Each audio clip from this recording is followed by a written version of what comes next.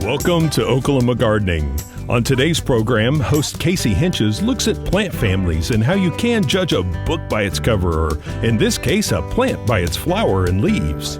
Extension Assistant Dustin Harris has tips to combat armyworms. We build a portable vertical garden out of a repurposed shipping pallet. And Barbara Brown cooks a Nicaraguan beans and rice.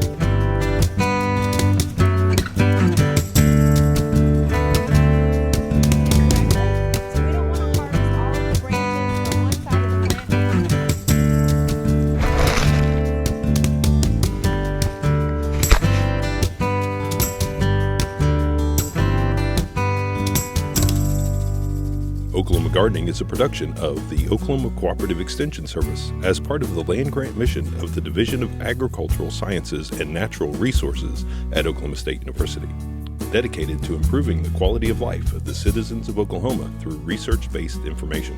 Underwriting assistance is provided by TLC, Oklahoma's leading garden center, Southwood Landscape and Garden Center, Tulsa's source for great gardens, southwoodgardencenter.com. and the Oklahoma Department of Agriculture, Food, and Forestry, helping to keep Oklahoma green and growing.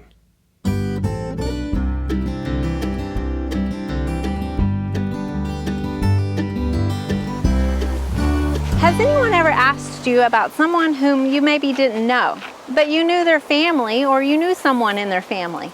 A lot of times we might make assumptions about someone based off of their family.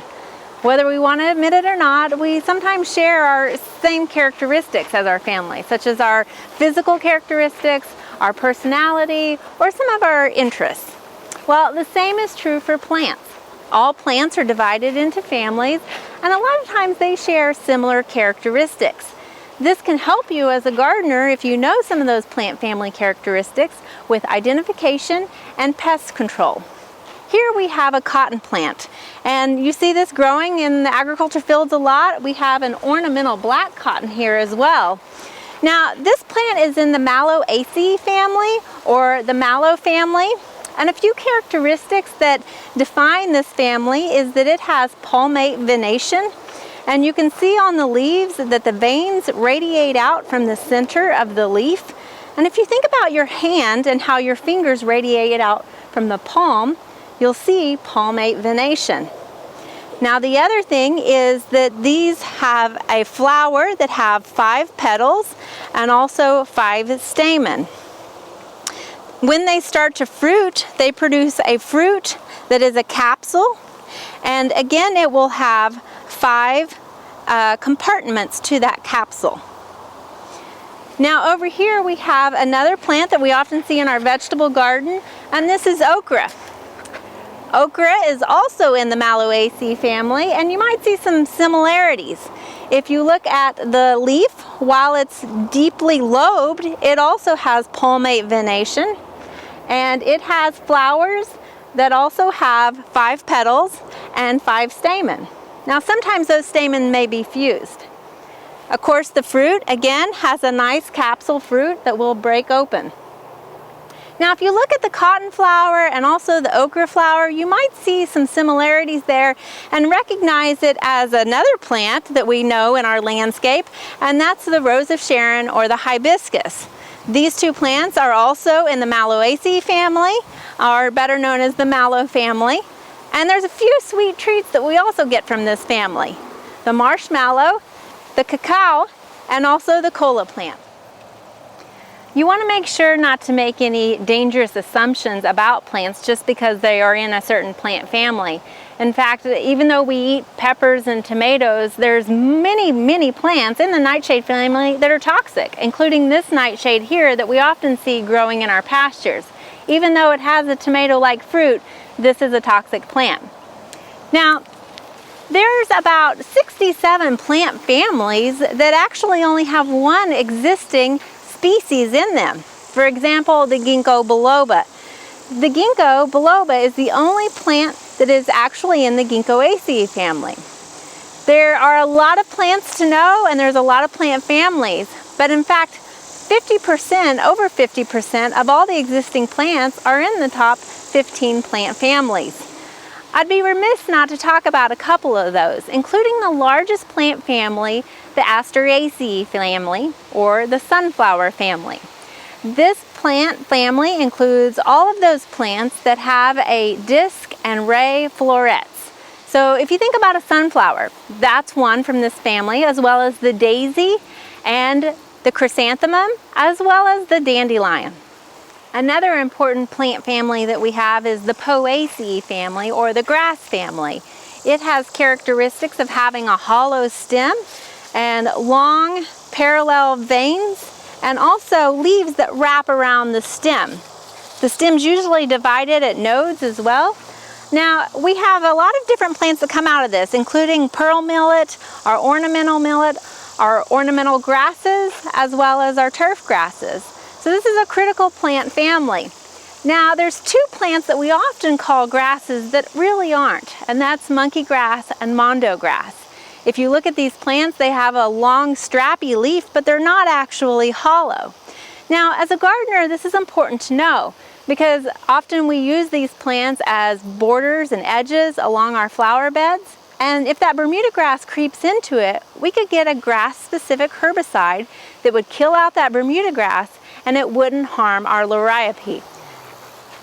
There's a lot of plant families, and as you can see, they each have their own unique characteristics. We've only just touched on a few here, but I hope next time that you're looking at what plant is what, not only do you give consideration to the name, but you also take a look at which family it's in.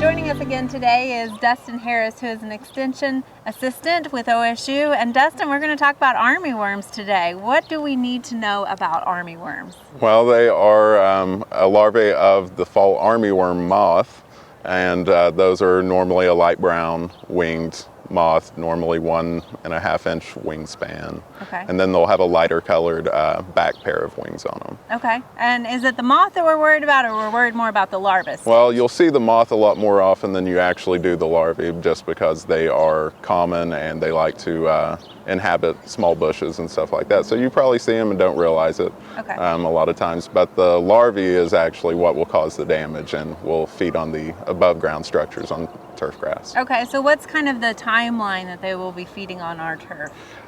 Generally, the larvae will come out of the ground and start feeding in early July, but normally the problem continues to develop and actually becomes noticeable once you reach September, somewhere in that time frame. Okay, and when you say noticeable, what are we noticing in September? A lot of times you can either see basically down to bare ground, or you can see where it's just minor damage, where you'll see some whitening of the tips where the plant material is actually dying off. But with most of your grasses, it will be able to regenerate. The ones that you'd be more concerned with are the types that are not really very good recuperative ability anyways, like your cool season grasses. Okay, so they typically will go for Bermuda grass, but Bermuda grass, as we know, is pretty tough. Right. So you might not need to treat necessarily on Bermuda grass. Right. If it's becoming a problem, then yeah, we would suggest treating. Otherwise, probably the damage isn't going to be to an extent where you would feel like you would need to.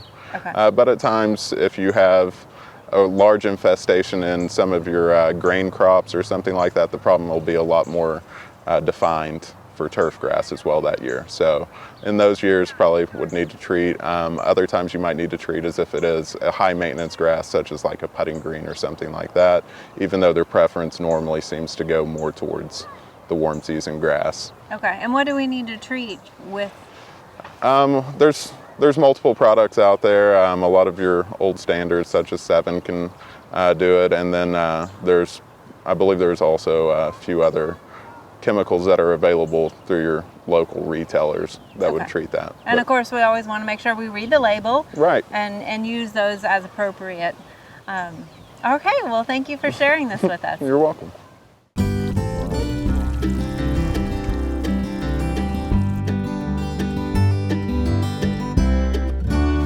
So often we hear from viewers who enjoy watching the show, but they tell us that they're in a temporary location and they don't have a garden right now. Well, we've got a solution for you. Here we have another garden that we've made out of a pallet, and this is just one pallet that you'll need. But this is really a great solution if you miss having a cutting garden for your herbs, or perhaps you live in an apartment. This is really suitable for any location, and it's a vertical pallet garden. So we're going to walk you through the next few steps on how to build one of these. It's really simple and anybody can do it. What you're going to need to do is acquire a pallet. You're also going to need some landscape fabric. You'll also need a couple of 2-inch or 2.5-inch bolts with the washers and the nuts as well, and then a sawzall to cut this. You'll eventually need potting soil and plants to, of course, finish out the garden. So what we're going to do is take this pallet and actually cut the top 2 boards off of it. These are going to become our legs on either side of the pallet.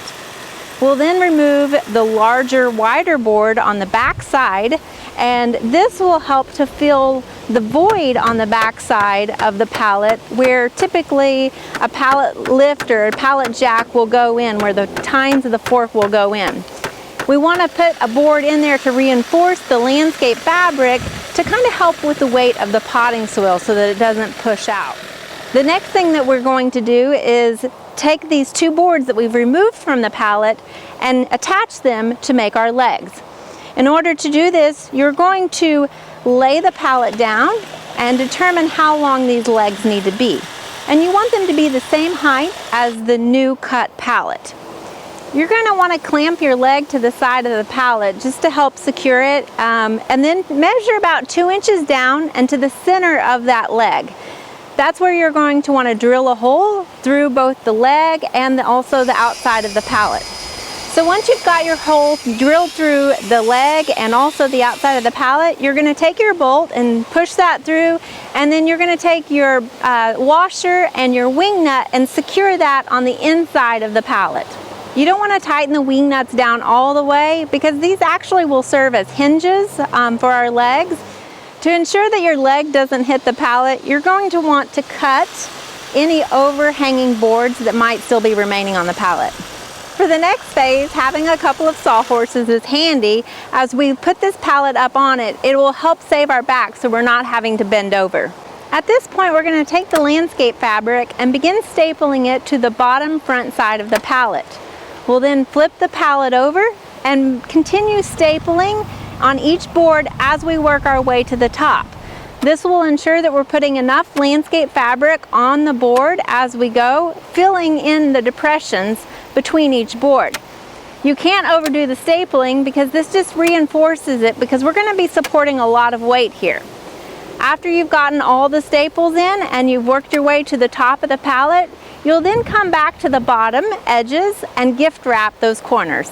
Now, where we've attached our legs to the pallet, it might be a little tricky stapling around that, and you're going to just basically cut off any extra landscape fabric so that your leg can kind of hinge back and forth easily. At the top, you're going to want to wrap that landscape fabric over into the pallet and staple it on the inside, and again, that'll just help reinforce the weight that it's going to be holding. We now have our garden built, so at this point we just need to fill it with soil and go ahead and wet that soil so that it stays nice and compact as we're trying to stuff it in these holes. When you're selecting plants for your pallet garden, you want to keep in mind that there's not a lot of root space for these plants. So think about which plants might be more drought tolerant. Also, this isn't a very big garden, so it might not be the ideal location for a rose bush, let's say. Here we've selected some herbs, and a lot of your herbs do well in these conditions. We've also put some moss roses and a few ornamental peppers just to add a little color. What we're first going to do is plant it as it's laying flat, and this will allow those plants to really root in. We're going to leave them for about a week to get established before we lift it up vertically. After about a week, we know that our plants have established their root systems and they're not going to fall out. So at this point, we can lift it up vertically and we'll plant the top of our vertical pallet garden. You're going to want to regularly check the moisture in this garden because it can dry out fairly quickly. The other thing is throughout the season, continue to side dress it with a little fertilizer, and that'll just keep these plants looking their best. Now, I've seen a lot of vertical pallet gardens, and there's a lot of different ways to build them. This is just one example. I liked having legs on it because a lot of times you don't want to put something up against your house where there might be moisture. In this time, I've actually come up with some other modifications. You could put wheels on this and a handle and take it on the go with you.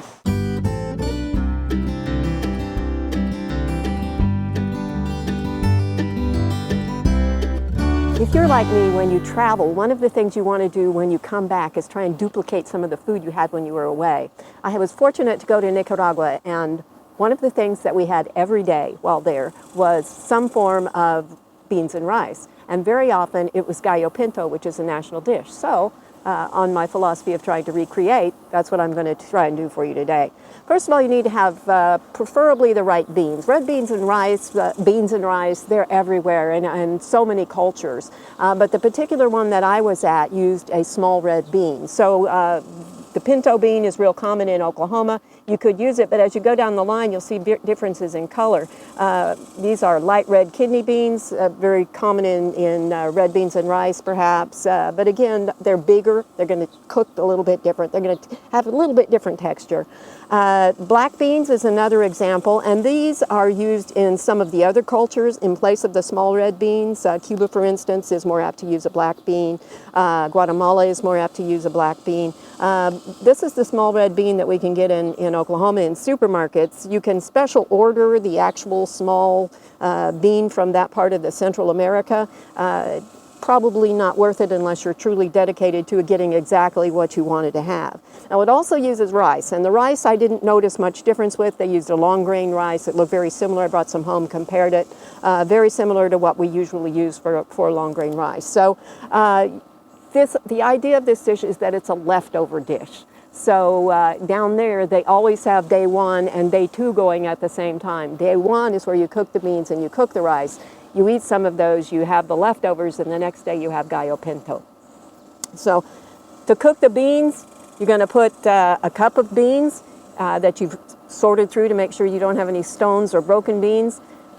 3 or 4 cloves of garlic. These were massive, so I only used 3 when I did it. And about 8 cups of water. You've got some options as to how you're going to cook it. You can either bring it up to a boil, let it boil for 2 minutes, turn it off and let it sit for an hour. With smaller beans, black beans for instance, they don't even need to be soaked. You could also go through the effort of soaking them overnight by covering them with water, which is the method I did. It actually gives the best quality bean. Takes more time.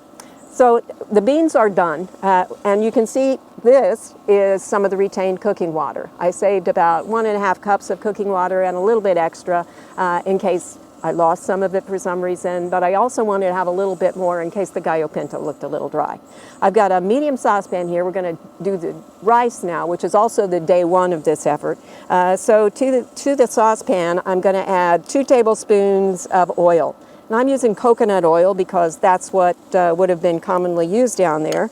And I've got about 2/3 of a cup of onions. Let's see if I can turn this down a little bit more. I don't want it to get too dark. You'd saute this until the onion became translucent on a medium to medium-low heat. And while that's happening, you can go ahead and get some of the other things ready. What I wanted to do while that was happening, however, was look a little bit about the coconut oil versus olive oil. Now, these are 2 very common oils here. You can see this one is highly saturated. It's well into the 90s here today in the garden, and it's still solid. It's got a very, very different melting point than what you can see here with the olive oil. If I put them in the refrigerator, this one's also going to turn solid, but because it's got such a high level of monounsaturates, it's going to come back to liquid fairly quickly at a room temperature. It doesn't even have to get this warm. This one's starting to melt and eventually would melt if the temperature is hot enough. Oddly, I never saw it solid while I was there. It was always plenty warm for it to be liquid, and I thought I was going to have to put it in the refrigerator for that to happen, but when I pulled it out of my suitcase when I got back to the States, it was already in the solid form. So we'll assume that we now have had some time for the rice or the onions to become translucent. And I'm going to add 1.5 cups of long grain white rice. And again, we're going to let this cook together for a little bit. The goal here is to stir them together until all of the rice is coated with oil and it gets a little bit of cooking done on the outside. And the thought behind this is that it's going to help keep the rice more separate when it's done. It's longer rice, so it should be able to be more separate. If you are concerned that it's not going to do it quite as much as you would like, you could always rinse the rice a little bit in addition. Now to that, since it's a 2-to-1 ratio, I had 1.5 cups of rice. I'm going to add 3 cups of some kind of liquid. And I saved the cooking liquid, and this is going to give it a really beautiful color. It's as the rice swells up, it turns almost to a pink. And then I'm also going to add coconut water, which is what we would have used, what they would have used there, simply to try and recreate the experience. You could also use a chicken broth. You could use regular water. And then these are going to come up to a boil. Just follow the rice that comes, the package that comes with the rice that you have. Bring it up to a boil, let it simmer probably 15 or 20 minutes, depending on the variety of rice that you got. And then when it comes just to a boil, just starts to boil, we're going to add another item just for flavor. The garlic we added with the beans is going to cook till it's very, very soft. And I left it in. It adds a lot of flavor to the liquid that we've used here, but it also will blend in later. So if this was at a boil, we'd just lay that half of a green pepper in there, let it go ahead and come up to a simmer, put the lid on it, don't peek at it, and then in 15-20 minutes, you're going to take it off, let it cool, put it in the refrigerator because this is day 1. We're now ready for day 2. Now, it could have been a couple of days earlier if you stored things. Maybe you put the beans in the freezer, that kind of thing, so that you'd have them ready to go. And I should mention that if you're not willing to cook the beans, you can also use canned beans, but you're not going to get as much of that beautiful cooking water to work with as you do if you cook them yourself. So keep that in mind. Don't let it make you that you don't want to try it. So now I've got another skillet for day 2. And there's a couple of ways in different cultures that gallo pinto is consumed. And I'm going to give it to you the way that I received it. So that's the one I'm most familiar with. So again, 2 tablespoons of coconut oil in this case, but you could use whatever oil you happen to have on hand. And then 1/3 of a cup of onion to that. And again, we're going to let that simmer a little bit until it begins to become a little bit more translucent, or we would if we had a little bit more time. I'm going to move a little bit faster than that. We don't want it to brown, just translucent again, maybe 5 minutes if we had the time. Now to that, I'm going to add the rice that we cooked. When the rice was done, and you can see this one's been in the refrigerator a while, it's still holding the shape of the container, break it out and start spreading it around in the pan. And then what we're going to do is add the beans to this as well. I want to get the rice a little bit more separated first. You can see once it starts to break down, it does fall back into that more separate, more than the gluey rice that we would expect if we were eating with chopsticks. And then the beans.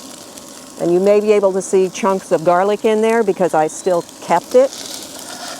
And you also will remember that we didn't add any salt when we cooked the beans. We didn't add any salt when we cooked the rice, but salt is involved here. So I'm going to add a teaspoon of kosher salt. And you may want to start with less and work your way up. And just stir that around. And I'm going to add a little bit more coconut water to that as well. And you can see some of the coconut oil is still in the container, so that will melt down as well.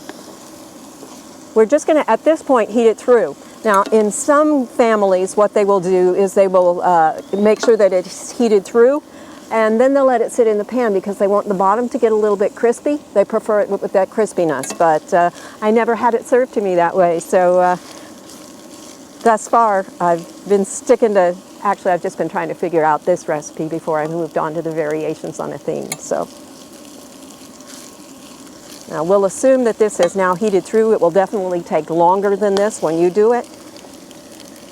And I also notice Nicaraguans are not shy about portion size. So they will take a large portion, and this will be a primary component of the meal for a lot of families. In fact, in some families in low-income areas, this may be the meal if they're fortunate enough to have this much. So Remember, when you travel, try to bring a pizza at home. Whenever I see a dish like this, I'm always going to think of the times that I had down there and the friends that I made. I hope you'll give it a try. For Oklahoma Gardening, I'm Barbara Brown. There are lots of great horticultural events this time of year. Be sure and consider these activities when you're making your plans for the weeks ahead.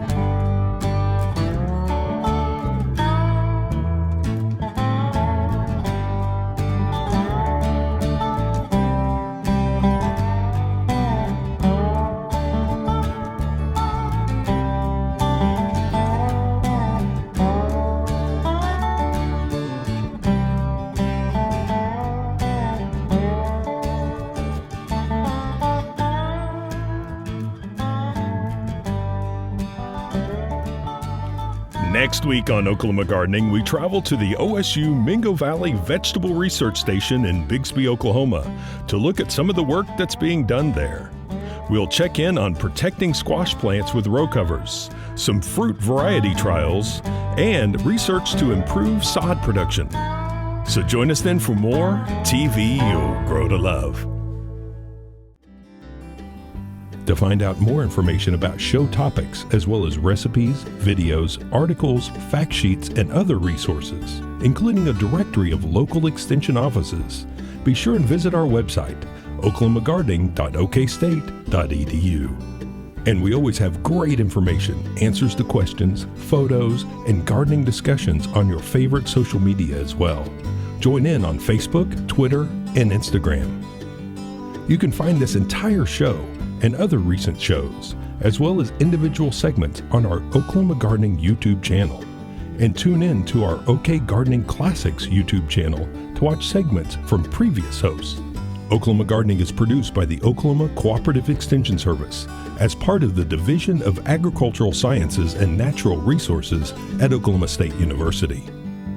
The Botanic Garden at OSU is home to our studio gardens, and we encourage you to come visit this beautiful Stillwater jewel.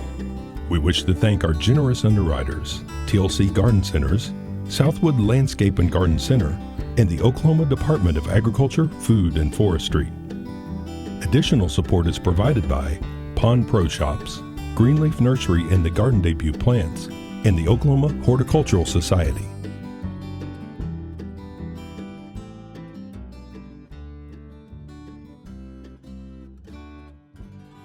We hope you enjoyed this video. It's part of our Oklahoma Gardening YouTube channel.